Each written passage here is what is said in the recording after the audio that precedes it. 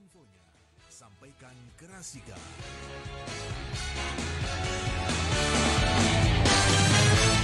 Ya, ngobras berpalekat berbicara pemilu santai lebih dekat. Kawan Rasika tentu bersama KPU Kabupaten Pekalongan tiap hari Jumat.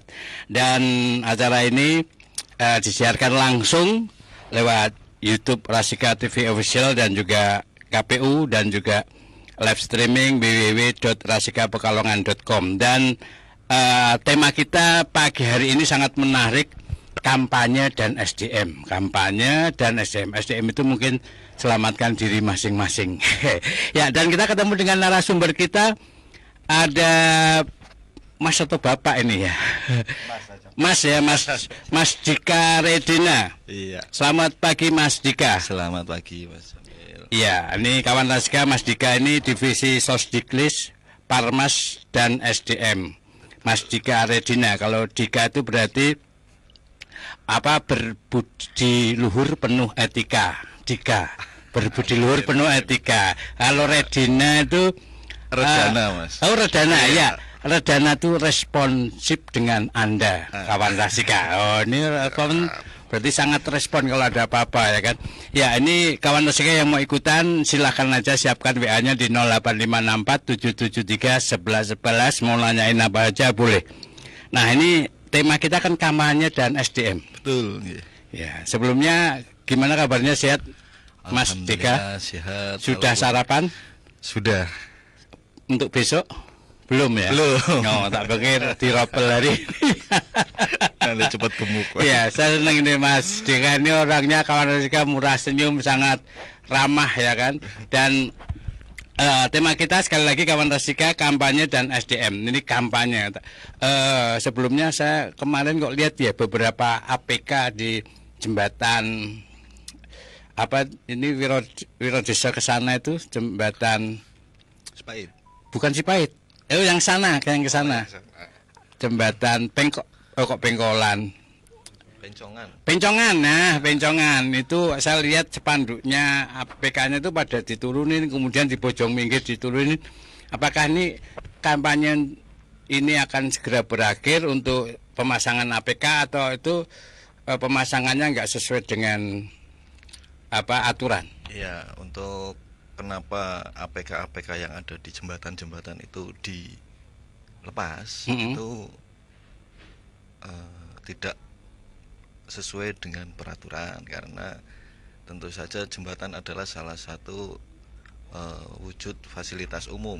Jadi dalam kampanye ini tidak boleh memasang APK di fasilitas umum seperti itu. Fasilitas umum itu ya sekolah misalnya, masjid, tempat ibadah, fasilitas pendidikan, fasilitas pemerintahan juga, fasilitas kesehatan. Kalau yang di pohon-pohon juga ada di tiang listrik itu? Kalau di pohon juga tidak boleh. Kalau pohonnya sendiri? Ya, intinya selagi merusak lingkungan tidak diperbolehkan. Apalagi itu kan biasanya ada teman-teman peserta yang memasang APK itu dengan paku di pohon, itu kan secara peraturan lingkungan hidup kan juga tidak diperbolehkan. Menyakitin pohon ya. Pohon kan termasuk makhluk hidup ya, bisa nangis disakiti. Kuntilanak aja kalau dicabut pakunya juga. Ya.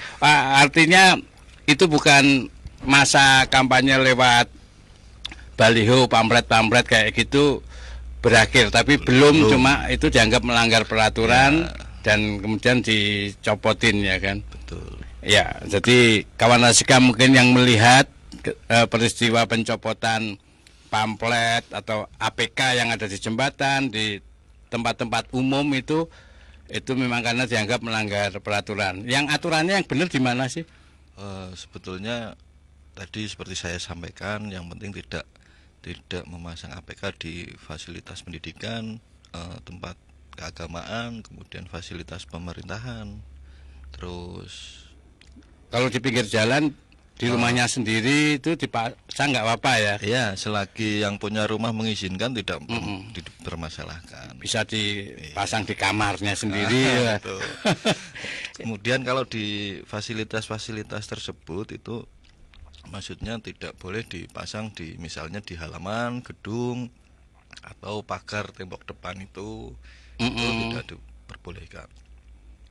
Ya, ini kampanye dan SDM. Mungkin bisa dijelaskan dulu kampanye ini maksudnya apa dan kemudian berakhirnya kapan? Iya, kampanye itu kan salah satu tahapan yang diusulkan oleh KPU RI yang intinya di dalamnya itu memberi kesempatan kepada peserta pemilih untuk bagaimana caranya mereka bisa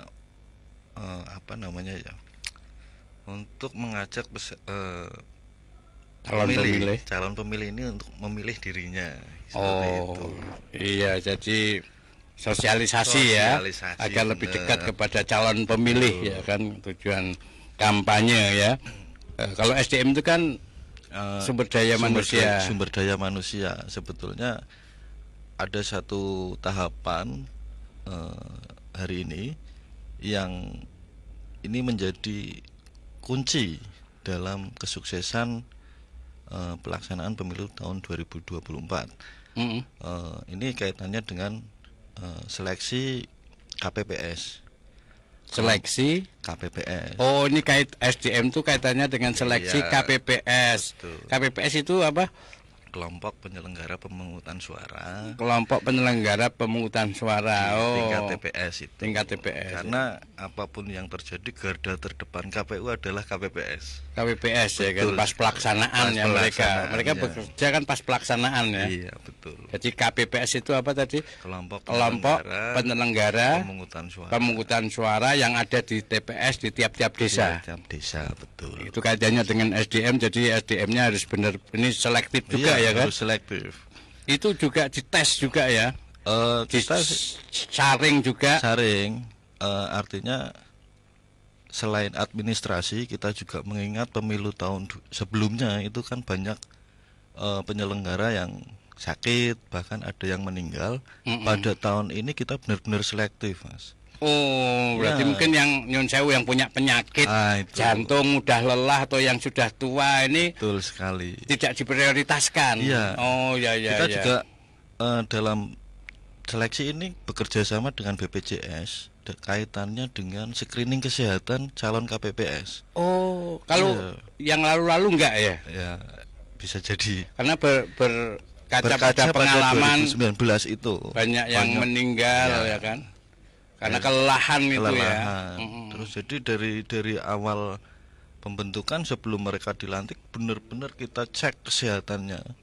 Apakah ada penyakit kronis di dalam diri calon KPPS tersebut.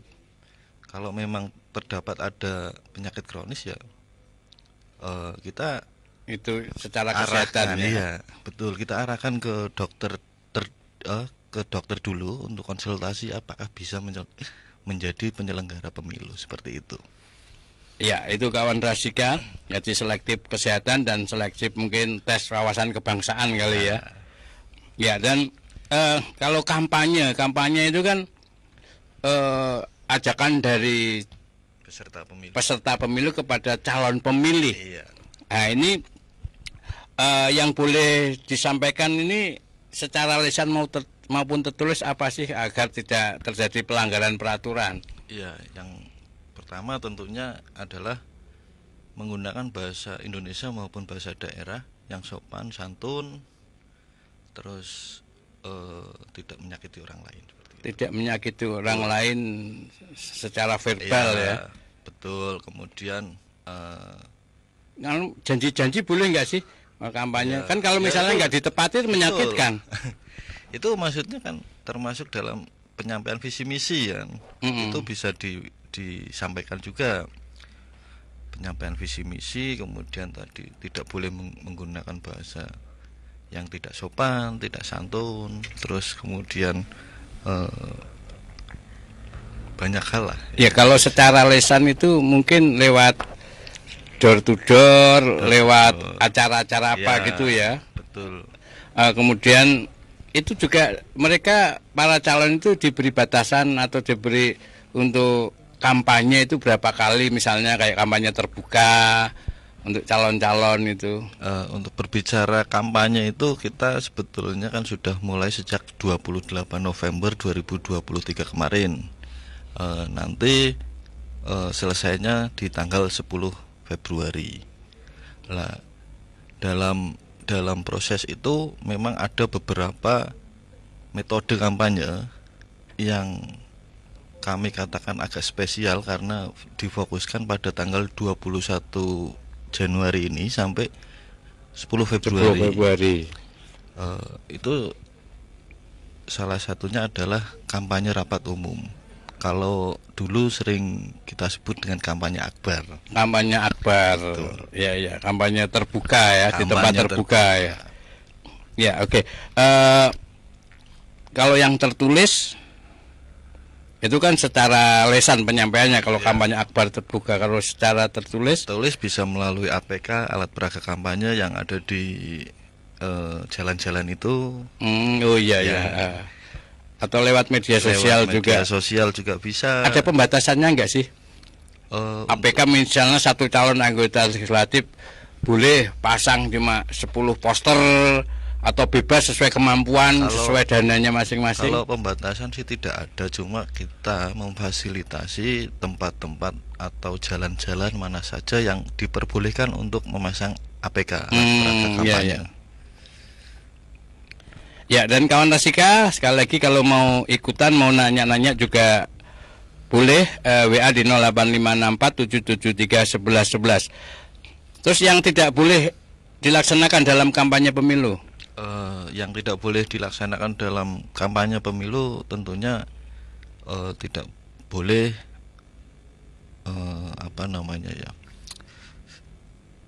memberikan berita-berita hoax, berita palsu. Itu berita palsu. Kampanye ini seperti apa sih berita palsu? Ya, berita-berita yang tidak boleh. Berita yang tidak benar, artinya seperti itu. Misalnya saya peserta kampanye, misalnya saya bilang ini musola ini, bangunan ini yang bangun saya misalnya, diantaranya itu berarti bohong ya kan. Jadi harus jujur. Kalau menjelek-jelekkan lawan yang lain itu juga tidak boleh. Tidak boleh. Black campaign nggak boleh ya. Terus ya itu. Kalau mereka melanggar, Bawaslu ya kan. Itu ranah Bawaslu. Ya, terus berapa hari ini tahapan kampanye dilaksanakan sejak kapan? Oh tadi udah ya, mulai kapan tuh? Mulai 28 November sampai 10 Februari. 10 Februari. 28 November sampai 10 Februari. Kalau yang kampanye terbukanya tanggal 21 Januari sampai 10 Februari. Setelah itu hari tenang ya. Betul. Ya. Ada nggak itu ketentuan atau kampanye melalui media atau melalui iklan di media itu ada nggak? Ada aturannya. Karena kan setiap peserta kampanye kan dananya beda-beda. Betul. Kalau mungkin nggak ada aturannya, yang pakai dana kuncar, pasang iklan di radio Rasika, 1 jam bisa 10 kali, dananya banyak. Betul. Tapi ada aturan yang membatasi nggak? Ada. Jadi memang teman-teman peserta ini diperbolehkan kampanye melalui media, baik itu media cetak, media online, ataupun media yang lainnya, termasuk di radio ini.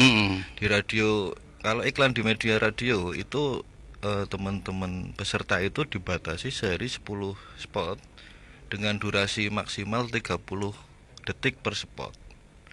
Jadi 10 hari 10 spot, masing-masing spot maksimal 30 detik. Oh iya. Itu kalau di radio ya, di TV juga kalau di sama. TV sama 10 spot, durasi maksimal 60 detik. Juga media cetak itu ada ketentuannya, beberapa karakter misalnya seperti itu. Oh iya, jadi kawan Rasika, tadi ya kita udah paham beberapa yang kita tanyakan, kampanye dan SDM. Kalau kampanye itu penyampaian visi dan misi peserta pemilu kepada calon pemilih agar memilih dirinya atau ajakan untuk memilih dirinya. Dan SDM itu kaitannya dengan sumber daya manusia dengan KPPS ya, KPPS. seleksi kesehatan dan juga seleksi wawasan kebangsaan, sehingga yang kesehatan itu nggak akan pernah terjadi yang lampau itu sampai ada yang meninggal dan menimbulkan berita hoax, ya kan? Ya, oke kawan Rasika, nanti kita lanjutin di Ngobras Berpalekat berbicara pemilu santai lebih dekat. Rasika FM.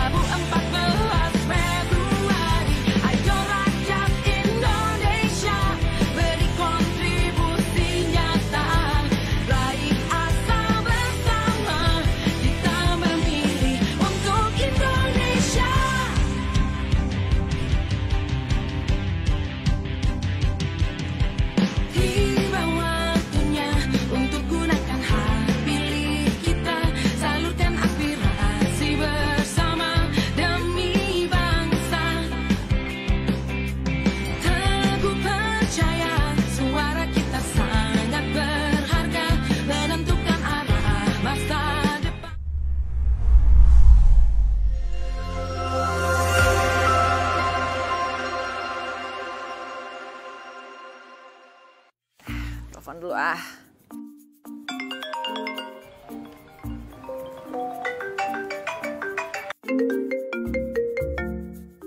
Cuan bos cuan, angkat telepon. Halo. Hai, apa kabar? Hai guys, lagi pada di mana? Kita ngobrol-ngobrol yuk, tapi jangan gosipin orang. Ini kita lagi ngomongin yang seru-seru 2024. Tahu nggak? Iya, kampanye, sumpah lagi rame banget kan. Kita balik lagi nih ya ke metode kampanye. Ini seru banget juga nih buat dibahas. Jadi ada pertemuan terbatas, tatap muka, pemasangan alat peraga di tempat umum. Kayak misalnya baliho, ya kan, spanduk, pamflet, stiker, semuanya pokoknya ada. Kadang-kadang nih ada juga nih yang gak ketinggalan, namanya kampanye di media sosial. Terus ada juga iklan-iklan di media massa, rapat umum, sampai debat calon tuh yang paling seru. Tapi inget ya, aturannya itu ketat banget.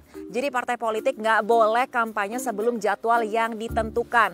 Terus nih ya, atribut kampanyenya juga gak boleh sembarangan ditempel. Kan ada juga tuh ya tempat-tempat yang dilarang. Nah, sama satu lagi nih, ini gak boleh banget kalau misalnya kampanye itu melibatkan anak-anak. Ya kan? Bener tuh. Satu lagi, ada larangan-larangan juga loh. Pelaksana kampanye, peserta, dan tim kampanye nggak boleh mempersoalkan dasar negara Pancasila, membahayakan keutuhan NKRI, menghina orang lain, mengadu domba masyarakat, ganggu ketertiban umum, ancaman-ancaman kekerasan, merusak alat peraga kampanye, dan masih banyak lagi yang lainnya. Bener nggak sih? Gimana? Seru banget kan pembahasannya? Tapi ini ya, kita harus ingat ya, kita harus menjalani semuanya sesuai aturan. Pokoknya kita ketemu nanti di TPS ya, kita ramein pemilu ini bareng-bareng dan pokoknya gak boleh golput. Nanti kita ngobrol lagi ya. Dadah guys, see you.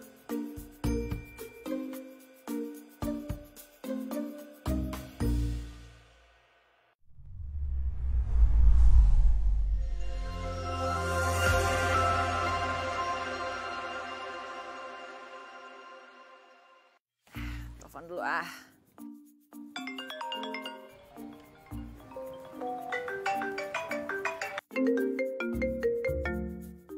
Cuan Bos Cuan, angkat telepon. Halo. Hai, apa kabar? Hai guys, lagi pada di mana? Kita ngobrol-ngobrol yuk, tapi jangan gosipin orang. Ini kita lagi ngomongin yang seru-seru 2024. Tahu nggak? Iya, kampanye, sumpah lagi rame banget kan. Kita balik lagi nih ya ke metode kampanye. Ini seru banget juga nih buat dibahas. Jadi ada pertemuan terbatas, tatap muka, pemasangan alat peraga di tempat umum. Kayak misalnya baliho, ya kan, spanduk, pamflet, stiker, semuanya pokoknya ada. Kadang-kadang nih ada juga nih yang gak ketinggalan, namanya kampanye di media sosial. Terus ada juga iklan-iklan di media massa, rapat umum.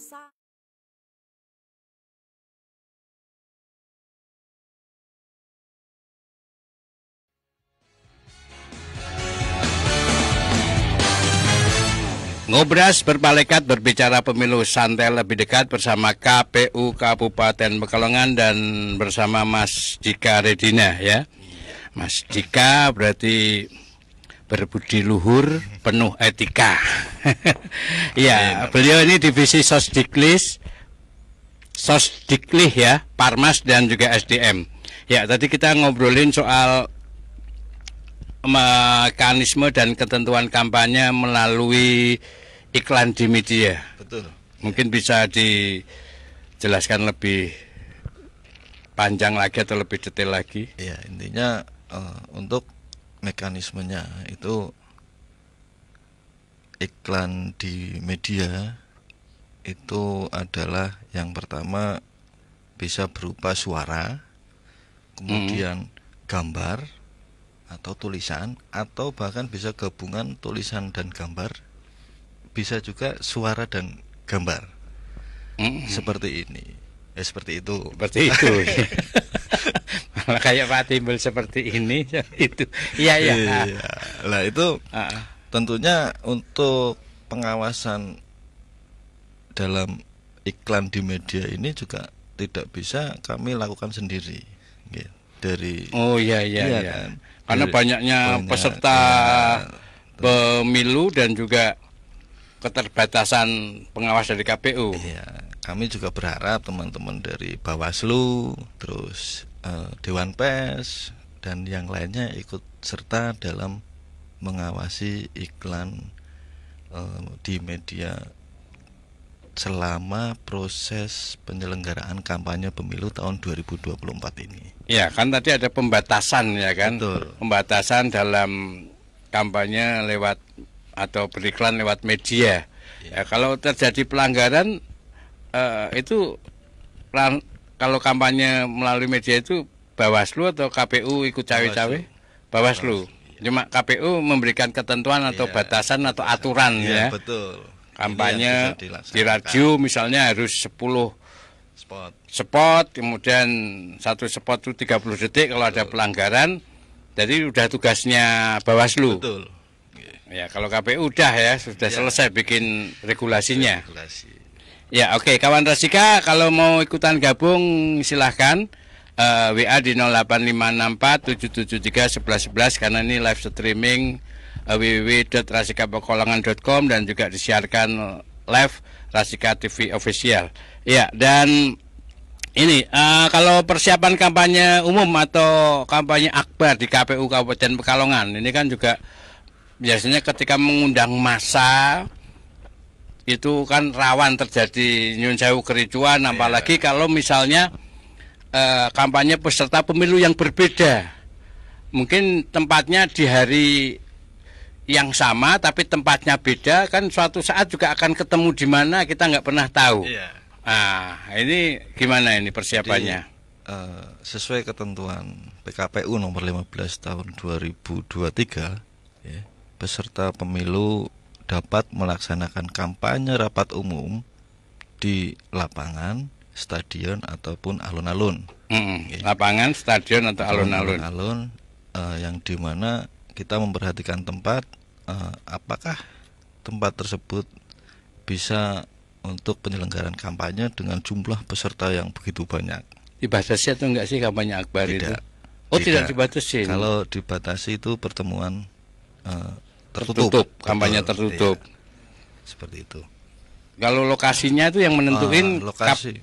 KPU atau mereka ngajukan atau gimana? Untuk lokasi kampanye rapat umum, kebetulan di bulan November lalu kami sudah berkoordinasi dengan stakeholder, yaitu para camat di Kabupaten Pekalongan.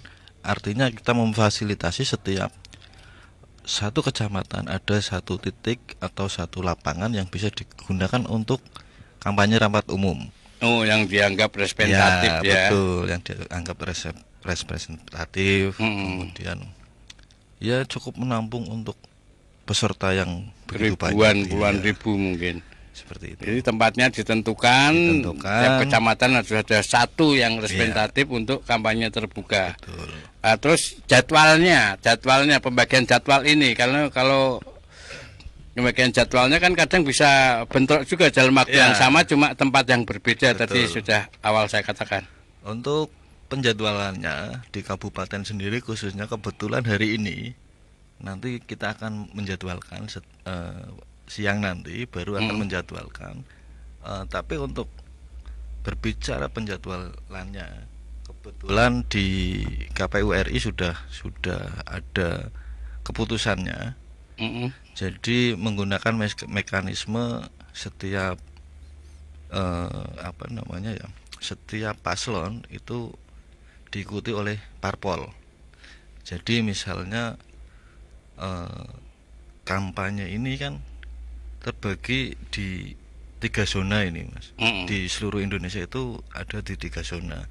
Kebetulan Jawa Tengah ada di zona yang pertama. Zona yang pertama itu nanti kampanyenya itu setiap satu paslon itu 1 hari. Berarti misalnya kalau satu paslon itu buat yang pilpres itu ya. Iya. Lah itu nanti kalau di KPU RI itu parpol itu mengikuti jadwal itu. Jadi misalnya tanggal 21 besok itu adalah paslon 1, kemudian di dua-duanya paslon 2, kemudian di 23-nya paslon 3. Lah, setiap partai pendukung paslon tersebut itu menyesuaikan di tanggal itu. Ya. Jadi jadwalnya belum ya? Belum, ini belum. Nanti baru. Dan mungkin diusahakan nggak bentrok ya harinya, betul. Atau tempatnya. Kalau tempat enggak lah ya kan. Kalau tempat tidak. Dan juga mungkin bekerja sama dengan kepolisian juga ya kan untuk misalnya pas hari yang sama, betul. Kampanye tempat berbeda, jangan sampai mereka nanti konvoy baik sebelum atau setelah rapat akbar dan ketemu itu kan juga bisa jadi menimbulkan konflik kalau ada. Betul. Kebetulan ini itu sudah diatur juga. Iya, kebetulan regulasi terkait ini juga nanti sebelum teman-teman peserta pemilu ini melaksanakan kampanye rapat umum harus memberitahukan dulu kepada pihak kepolisian. Yang penanggung jawabnya siapa? Iya, betul. Betul seperti itu. Ya, terus terkait dana kampanye, apakah partai politik itu wajib melaporkan kepada KPU? Betul sekali. Kebetulan begini, terkait dana kampanye itu memang diatur dalam peraturan PKPU. Kaitannya memang peserta pemilu wajib melaporkan dana kampanye. Yang pertama pada bulan November kemarin itu teman-teman sudah membuka rekening khusus dana kampanye. Kemudian pada awal Januari kemarin teman-teman peserta pemilu juga sudah melaporkan laporan awal dana kampanye pemilu. Oke, nanti di akhir Februari teman-teman peserta pemilu juga wajib melaporkan laporan pengeluaran dan penerimaan dana kampanye. Dan pelaporan itu teman-teman peserta pemilu itu melaporkan melalui aplikasi SIKADK, sistem kampanye dan dana kampanye. Seperti itu. Jadi wajib melaporkan, ada rekening khusus. Ada rekening khusus. Rekening khusus untuk dana kampanye. Iya. Jadi nanti bisa dipantau transaksinya, betul. Pemasukan dan pengeluaran untuk apa aja. Iya. Kalau ada pelanggaran itu sekali lagi pengawasan ranah Bawaslu. Iya. Kita KPU cuma regulasinya ya kan. Betul sekali. Ya. Untuk mengaudit. Yang audit itu ada dari teman-teman Bawaslu. Bukan, apa ya? Ini akuntan publik. Akuntan. Iya, kita bekerja sama dengan akuntan publik untuk mengaudit dana kampanye dari teman-teman peserta pemilu. Iya, dana kampanye itu dibatasi nggak sih? Dibatasi. Nggak harus maksimal sekian. Ya, betul. Karena kalau enggak nanti ada ketidakadilan ya kan. Iya. Yang kaya kampanyenya jor-joran ya kan. Betul. Yang biasa dananya pas-pasan repot ya kan. Ya. Terus apakah semua parpol itu sudah melaporkan LADK? Terus alasannya apa? Jadi harus melaporkan. Jadi di Kabupaten Pekalongan sendiri itu kan peserta yang ikut dalam kontestasi pemilu ini kan ada 18 partai politik. Kebetulan dari 18 partai politik itu ada satu partai yang tidak melaporkan LADK. Oh, karena lagi sibuk, repot, atau karena nggak ada dana, atau susah ngitung duitnya itu? Jadi setelah kami konfirmasi, ternyata pengurus partai tersebut, itu partai baru biasanya mungkin. Iya, itu mengundurkan diri ketuanya. Oh, ketuanya mengundurkan diri. Terus kemudian kita juga sudah meminta SK yang baru, kepengurusan baru, ternyata sampai sekarang belum dilaporkan juga ke KPU. Jadi kebetulan juga di Kabupaten Pekalongan partai ini itu tidak ada atau tidak mengajukan calon anggota DPRD di Kabupaten Pekalongan. Oh, terus buat apa ikut jadi peserta pemilu ya? Itu kan biasanya yang di tingkat nasional. Kebetulan memang di tingkat Kabupaten Pekalongan kondisinya seperti itu. Oh, ketuanya mengundurkan diri. Betul. Terus belum ada pengganti belum ada pengganti dan nggak mengajukan calon dewan juga. Nggak mengajukan. Iya. Ya, jadi ya buat apa diperiksa juga ya kan? Mau nggak ngajuin? Betul. Berarti kan mereka nggak ada kampanye kan? Iya. Iya. Tapi meskipun demikian mereka nanti tetap dijadwal ya. Iya, kita mengikuti penjadwalan yang ada di tingkat nasional. Terus ada nggak sanksi bagi peserta pemilu yang melakukan pelanggaran? Kayak tadi misalnya pemasangan APK, terus kampanye yang nggak sesuai dengan aturan. Kalau itu tentunya ada ya. Kita bicara terkait LADK tadi misalnya. Jadi peserta pemilu yang tidak melaporkan LADK sanksinya cukup berat, ini sangat berat bahkan. Oh, laporan awal dana kampanye. Oh, ada sanksinya sanksi. Cukup berat. Sanksinya apa itu? Itu bisa dihapuskan kepesertaannya sebagai peserta pemilu. Bisa dihapuskan. Bisa. Oh, setelah mendapatkan peringatan atau ada batas waktu? Ada batas waktu, kemudian ada mekanisme klarifikasi juga kepada partai yang bersangkutan. Dan tetap misalnya tidak melaporkan, sanksinya adalah dibatalkan sebagai peserta pemilu. Sanksinya dibatalkan sebagai peserta pemilu. Tapi tadi ya yang nggak melaporkan satu dan nggak ikut kampanye, yang lain sudah melaporkan. Yang lain semuanya alhamdulillah aman. Iya, dari 18 peserta pemilu. Yang baru ada berapa sih yang baru itu? Yang baru lebih dari satu kayaknya ya. Cukup banyak sih. Iya. Ya oke, kawan Rasika, lagi yang mau gabung boleh WA di 0856477311111. Dan nanti kita lanjutin lagi ngobras berpalekat berbicara pemilu santai lebih dekat. Rasika FM.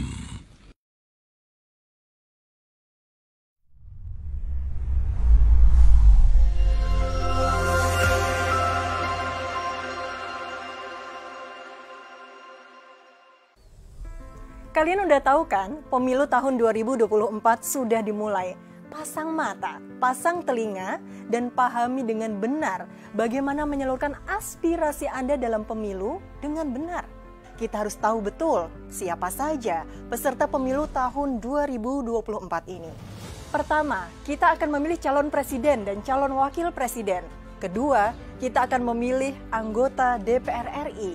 Ketiga, kita akan memilih anggota DPD RI.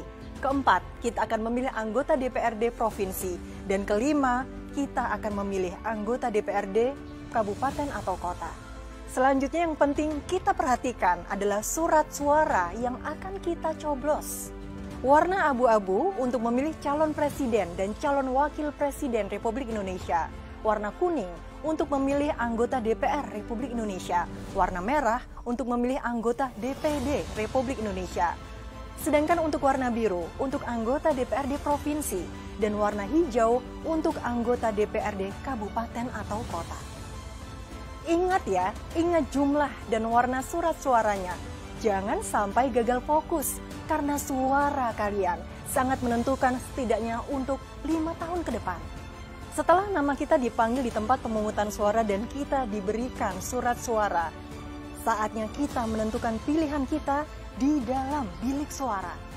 Setelah mendapati calon atau gambar peserta pemilu yang Anda pilih, ambil alat pencoblos yang telah disediakan.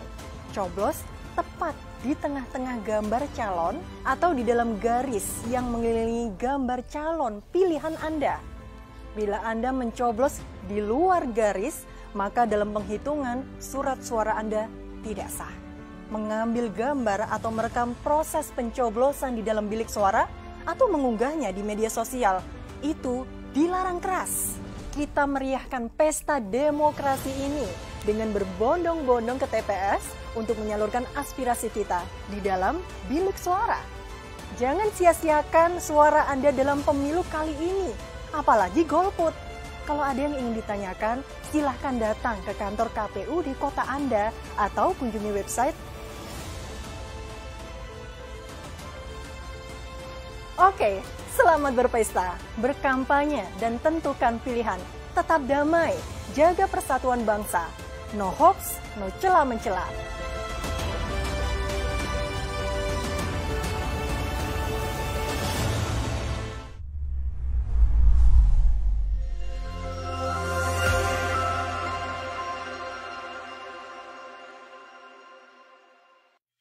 Telepon dulu ah.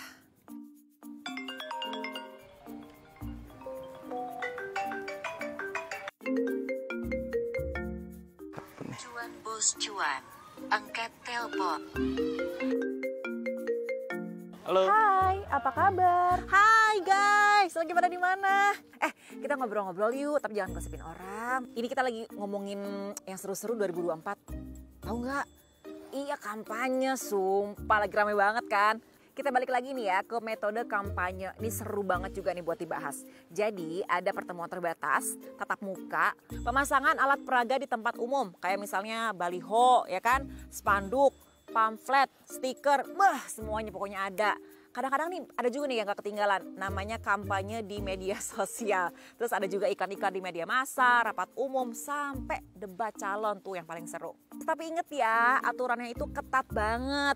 Jadi partai politik gak boleh kampanye sebelum jadwal yang ditentukan. Terus nih ya, atribut kampanyenya juga gak boleh sembarangan ditempel. Kan ada juga tuh ya tempat-tempat yang dilarang. Nah, sama satu lagi nih, ini gak boleh banget kalau misalnya kampanye itu melibatkan anak-anak. Ya kan? Bener tuh. Satu lagi, ada larangan-larangan juga loh. Pelaksana kampanye, peserta, dan tim kampanye nggak boleh mempersoalkan dasar negara Pancasila, membahayakan keutuhan NKRI.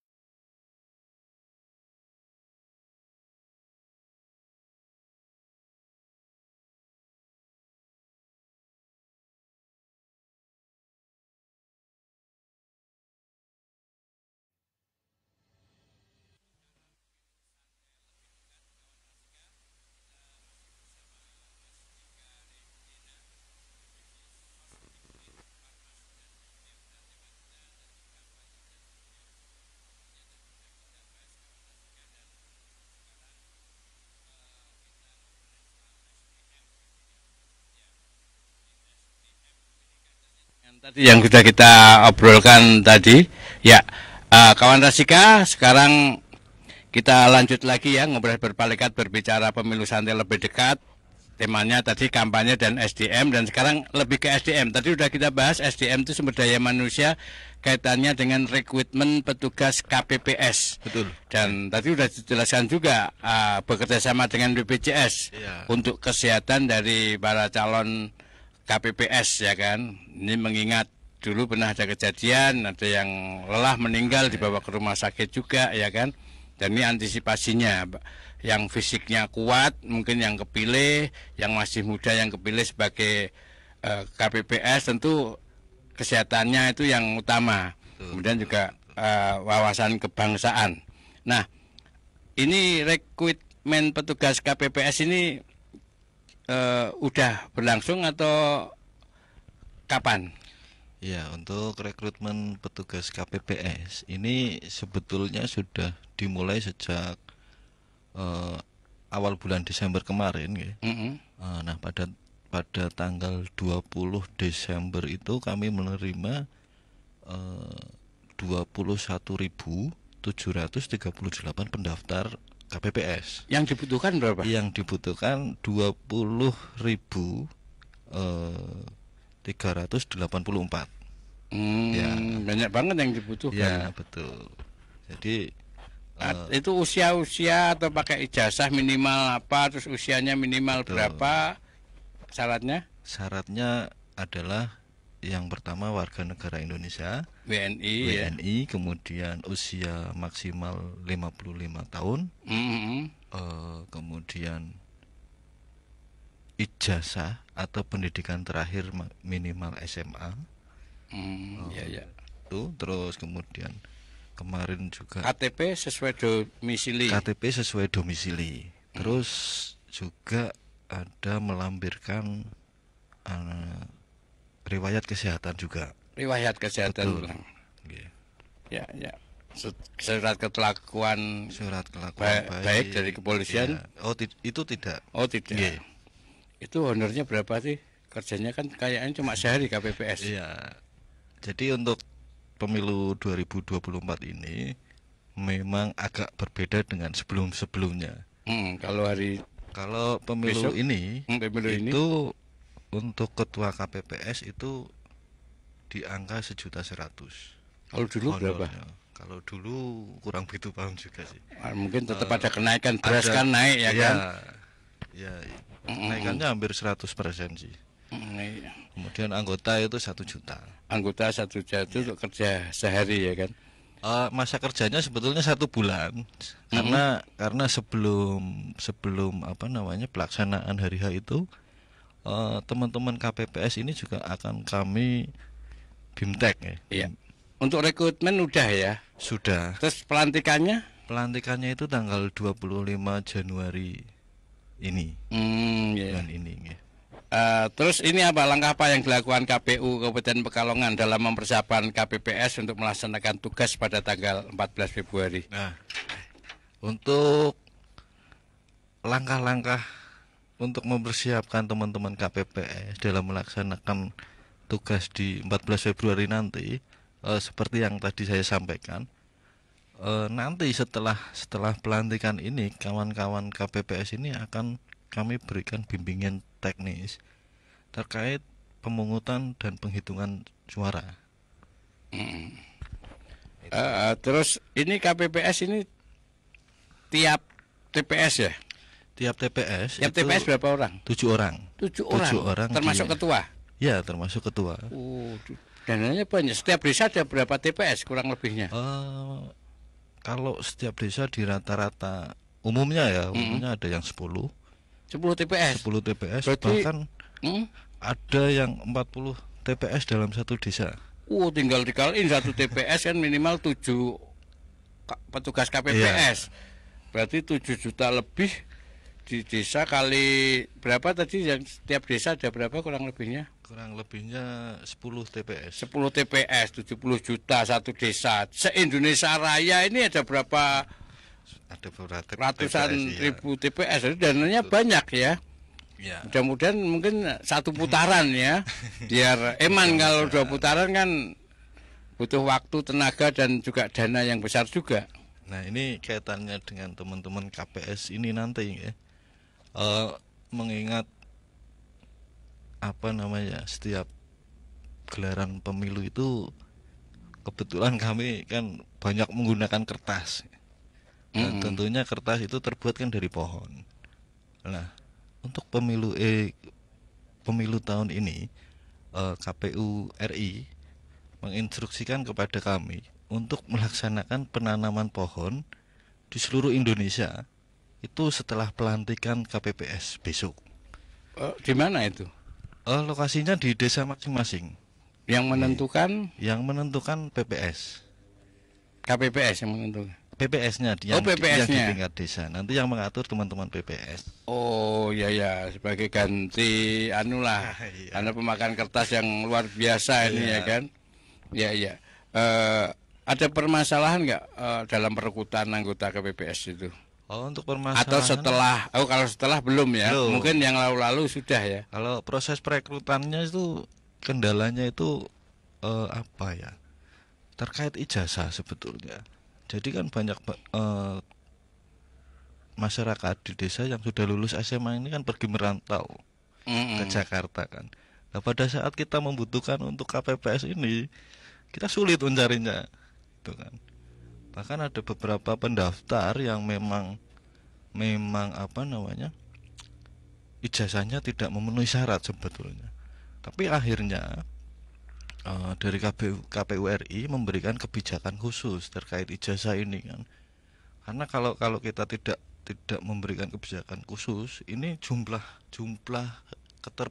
tidak terpenuhi jumlah kebutuhan kita.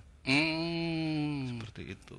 Jadi minimal SLTA atau yang sederajat. Ya, betul. Tapi ketika ada kendala, yang penting tetap dites bisa melaksanakan kira-kira ya udah nggak apa, karena daripada kekurangan petugas KPPS ya. Oke, terus kalau misalnya ada antisipasi nggak kalau misalnya petugas KPPS pada hari H sakit, nah kan mungkin harus ada penggantinya atau gimana? Iya, jadi kalau misalnya sakit, baik itu pada saat itu teman-teman PPS harus segera menunjuk petugas yang baru. Harus segera menunjuk, artinya tidak harus seleksi lagi, memang karena kebutuhannya sudah mendesak. PPS ini yang di desa silakan menunjuk. Iya. Oke, dan ini ada satu pertanyaan nih. Permisi, saya Ahmad di Kajen mau bertanya di Ngobrol Malaikat. Apa benar korban meninggal anggota KPPS dulu ada di Kabupaten Pekalongan? Untuk Kabupaten Pekalongan ada memang di Kabupaten Pekalongan, cuma untuk ini meninggalnya saat bertugas atau setahun kemudian? Setelah melaksanakan tugas. Setelah melaksanakan tugas. Karena kita tahu kan di 2019 ini biasanya ini teman-teman yang dari ketertiban itu kan ekstra sekali, karena dari sebelumnya sudah lek-lekan, langsung di apa namanya melaksanakan tugas untuk pengawas, menjaga ketertiban TPS sampai malam lagi. Ya. Mereka begadang itu akhirnya kurang istirahat juga. Nah untuk pemilu ini juga kami membatasi teman-teman untuk begadang pada saat malam hanya. Iya, begadang sih boleh saja kalau ada perlunya. Ting ting ting ting ting ting ting ting ting ting ting ting. Oke, Mas Dika.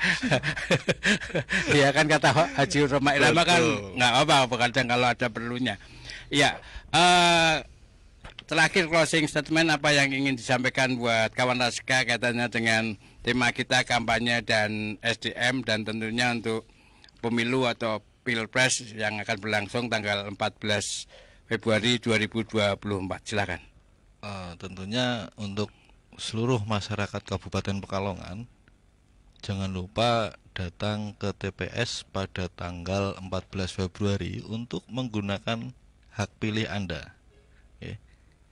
Apabila Anda belum pastikan Anda terdaftar sebagai daftar pemilih tetap dengan cara buka browser di HP Anda, cek dptonline.kpu.go.id.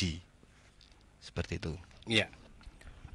Oke, itu imbauan dan harapan buat kawan Rasika untuk menggunakan hak pilihnya tanggal 14 Februari datang ke TPS karena suara Anda akan menentukan masa depan Indonesia. Sekali lagi terima kasih Mas Dika untuk hadirnya, ditunggu hadir berikutnya. Salam buat teman-teman KPU, sehat selalu, lancar dan dimudahkan segala urusannya, sukses untuk tugas-tugasnya. Amin. Dan kawan naskah, dengan demikian berakhir sudah Ngobras Berpalikas, sekaligus mengakhiri jumpa kita di Ngobras. Terima kasih. Wassalamualaikum warahmatullahi wabarakatuh.